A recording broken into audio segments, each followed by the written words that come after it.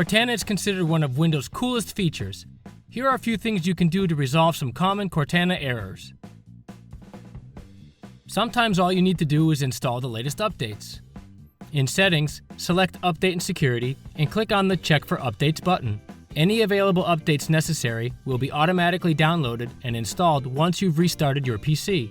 If Cortana doesn't respond when you speak into your PC, type Set up a microphone in the search box. Select it for the control panel and just follow the prompts.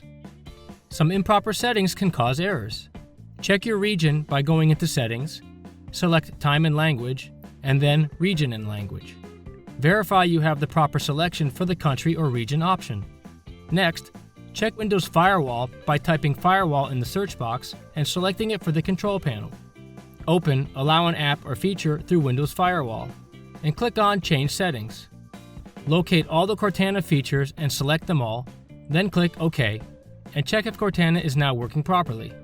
There are also a few administrator commands you can utilize. Right-click on the Windows Start button to use the System File Checker. Select Windows PowerShell Admin and Allow. At the command prompt, type FSC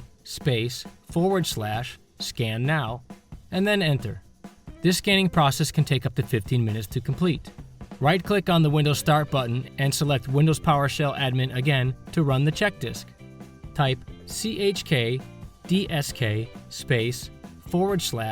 /F the letter that corresponds to your specific drive, : In almost all cases, the drive letter will be C, but be sure to use the appropriate letter for your specific system drive to be scanned.